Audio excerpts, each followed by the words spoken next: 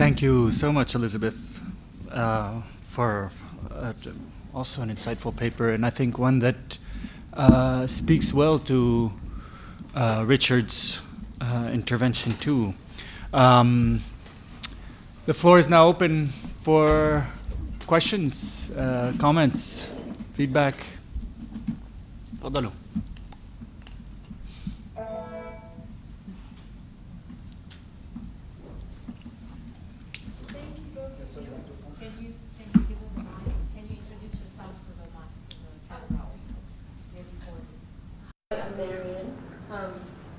From American University, Washington, D.C. So I actually have two questions. Well, one for each of you. Richard. I wanted to know if you could comment on the significance of 1881 as a moment in India for the census, given that there was massive famine and starvation and death, and how the Raj was justifying or explaining, and how that moment in which the colonial state was trying to explain how it responded to the death and starvation, if that influenced the way in which the census was carried out. If that question's clear. And the second question for Elizabeth, what is the usefulness, in particular for the Ottoman Empire? Was it privileging certain knowledge over others, but what's the usefulness in terms of for expanded commodity production? What was the point of privileging a certain knowledge over other knowledge? So, in 1881, the famines were 1876 and 1874. The commission was established in 1878 or something, and it reported in 1880. So the famine had been over. 1881, yeah, 1881, I have no knowledge of a relation between 1881 as being the first truly synchronous census of all India and the Famine Commission. There'd already been an all India census in 1871, and it's really 1871 that you have to look at the categories and the forms that were devised then, because they fed into 1881. That's a slightly different thing, but the 1880s are important for as far as land revenue administration are concerned in the Punjab, particularly because you have from this moment, after the commission of the Famine Commission report, you have this creation of village account books, as it were, notebooks, which get abstracted up. And I didn't go into that, but I mean, that is obviously important for the dissemination of the use of statistics in the British Empire afterwards. They still exist. I mean, if you Google Himachal Pradesh, then you, with Lal Kitab or village account books, you will see a list of, I think it's 22 criticisms of the whole process of this kind of abstraction that comes from the village revenue official. In fact, yeah, does that answer?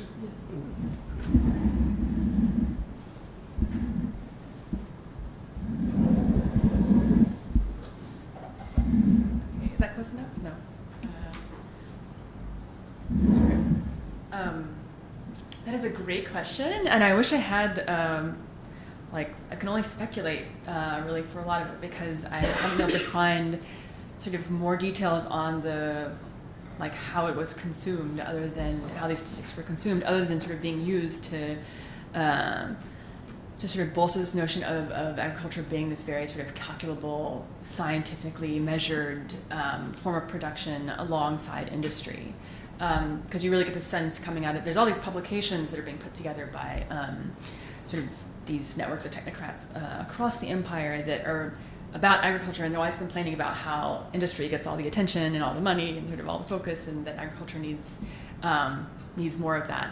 And so these statistics are sort of a way to justify that and show just sort of how important it is. But I mean, yeah, in terms of sort of increasing production or thinking about industrially, how agricultural production could feed into industry, those could have certainly been aspects of how they used them, but I just haven't found a lot of specific details from them about how they're using them sort of beyond this sort of question of making agriculture this very sort of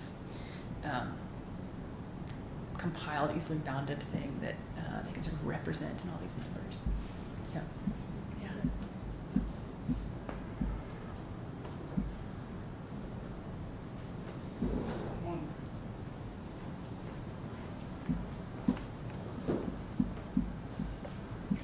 Thanks very much. I mean, it's a question really to both of you, and that is in the sense that what you both have very clearly described and documented is kind of the foregrounding of a lot of much more explicit and open policy, especially but not only in sub-Saharan Africa, in agriculture, and particularly in settler colonies, where a much more overt and aggressive pattern of using information and data collection to accelerate commercialization. Commercialization, I guess, is the favourable conservative term. The other would be more appropriately patterns of dispossession and displacement that runs alongside commodification of land and labour. And we know in the post-war period how information becomes used as a vehicle for promoting the idea of development. Development as a process of increased and expanded forces of production. And I just wonder if, in looking through the records that you both have, there are early illustrations of kickback, of resistance and opposition, not only from the leaders within villages, in the Indian case, for example, but from amongst farmers or landless or near landless, in understanding and perceiving what is happening to their way of life as there is an increased process of commercialization.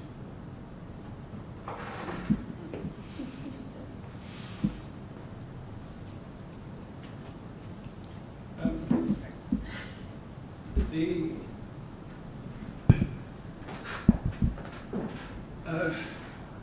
settlement records which I examined for a district called Ludhiana included correspondence between surveyors and the supervisors within the district. What happened when they went to a village. And I particularly remember one village whose name is Matewara on the river Sutlej, where the Amins, or surveyors, said that the farmers had picked them up by the ears, and they objected to this. I mean, 1857 was typically when there was a large uprising throughout North India, and Ludhiana was involved. So there was opposition.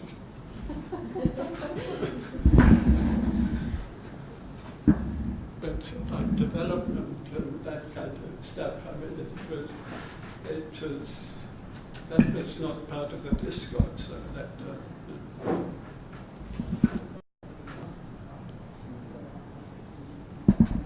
Again, I wish I had more details on this. I mean, I don't know to what extent they're actually going into villages when they're collecting this particular statistics information, because my impression is that it is largely coming out of existing sort of statistics gathering that's been ongoing, and that they're then compiling it sort of from the offices at the province level and sending it to Istanbul, and then sort of trying to, if there's any sort of discrepancies in how it's been collected, trying to sort of smooth those out and make it, homogenize it.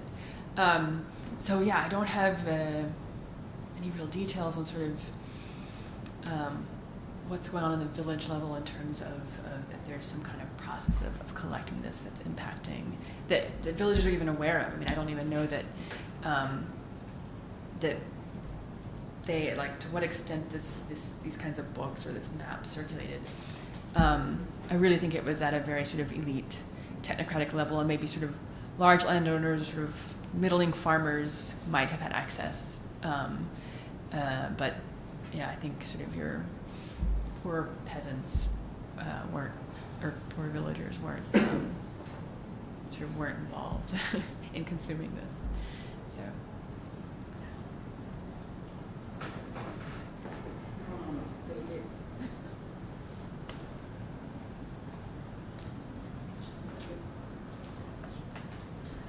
Alexis Wick from the Gender Development Research and Study Center at Saumarez University, Yemen. My question is to Elizabeth. I'm asking about whether there are statistics about Yemen, the IAA, and if yes, what type of statistics? So, for the Ottoman period, actually, it's expressly said in the statistics compilations that Yemen is not included. Yemen and the Hejaz are considered sort of a different category. And so when they talk about, when they talk about Ottoman Asia, they're not including Yemen and the Hejaz in those statistics. So, and then in terms of later collection in the IAA, I haven't looked into that that aspect of things as much. I mean, I've really focused on the Ottoman period. Okay. So, but I can check and get back to you. So, yeah.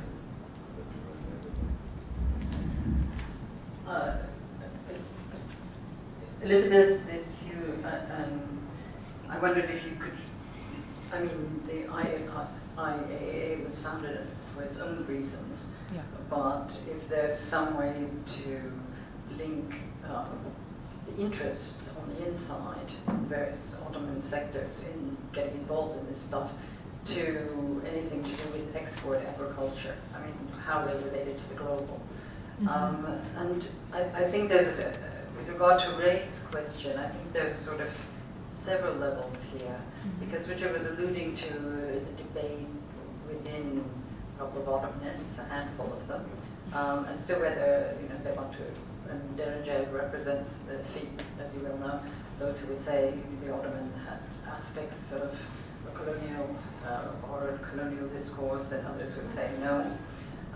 But I think that Ray's further example, which is settler colonialism, which is not represented in either of the cases, really, of the great empires being discussed. Okay, not even the Raj is not a settler colonialism in the way Israel or South Africa was. Then one is getting to yet a totally different, I mean, not totally different, a different level of penetration when it's direct expropriation. Anyway, I think we have at least three potential kinds of models that one is talking about there. Anyway. But there was a question to you. Yeah. And also a bit to Richard because of this problem of how do these differences in administration actually reflect in complex ways the relation with the populations governed and incorporated in systems. Mm-hmm. Yeah. But by the way, there were no land records. There are no land records for Yemen either. Okay, they didn't put the topper system into effect. Okay. There's only land records for the Ordi, for Sanaa, for the military buildings. I mean, which the state owns, so they did a survey.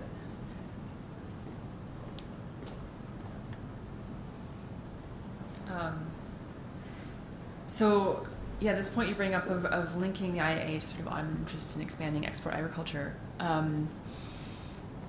I would love to be able to find these links. I just haven't run across sort of these particular discussions yet. So I'm going to keep looking and try and get a better sense of what exactly they hope to get out of this participation. I mean, there's kind of there's sort of this interesting sort of ambivalence in a way towards participating in it. It's like they want to be a part of this scene. They want to be engaged with this sort of international community and show that they're part of this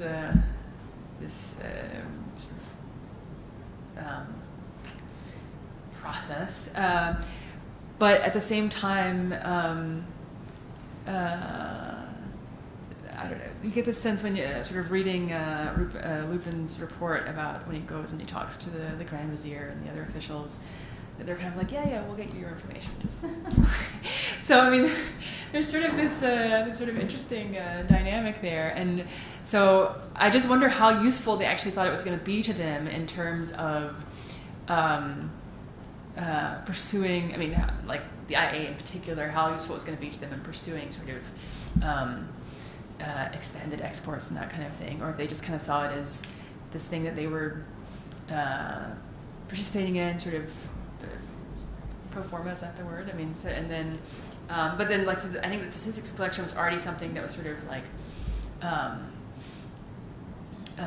sort of circulating as this sort of way of trying to make agriculture more scientific, so to speak, and that this was just sort of a good excuse to really get these compilations together. So I don't know if that, it's not the most satisfactory answer, but I'm still looking for more information on those connections. So.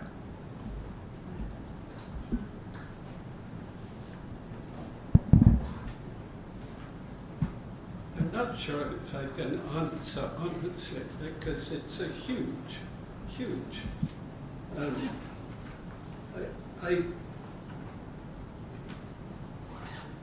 A third model.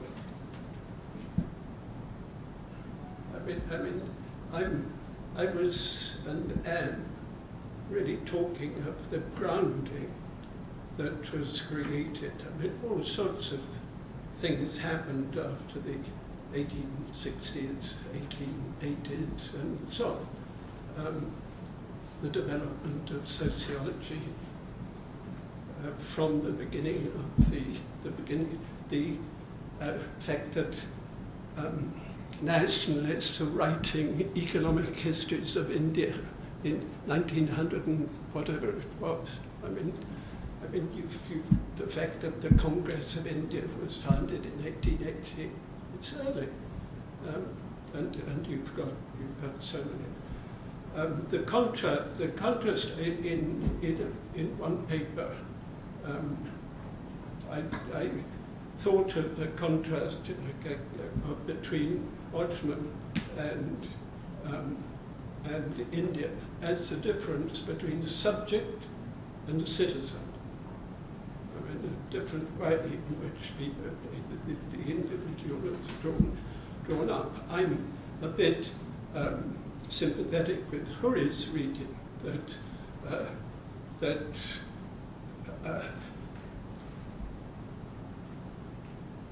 the outsider gaze didn't exist because people were brought upwards, and somebody was an Ottoman citizen.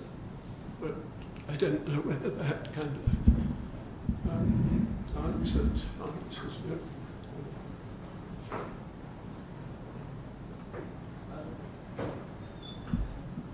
Maybe we can end this lovely session and continue discussion over coffee. So please, everyone, join me in thanking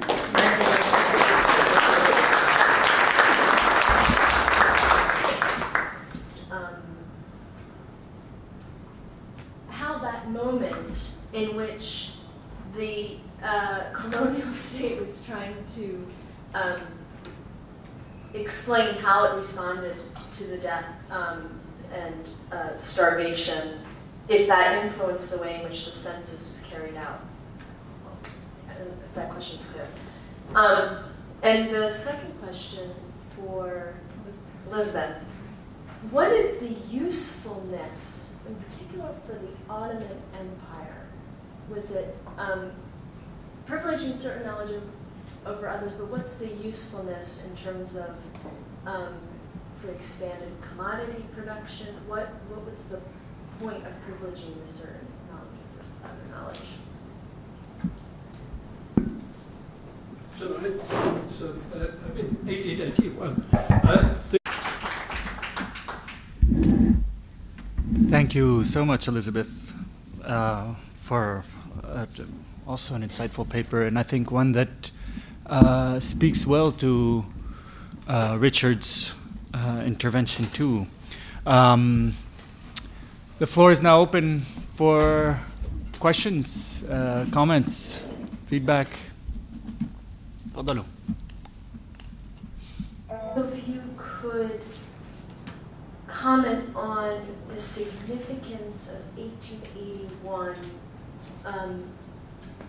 as a moment in India for the census, given that there was massive famine and starvation and death, and how the Raj was justifying or explaining and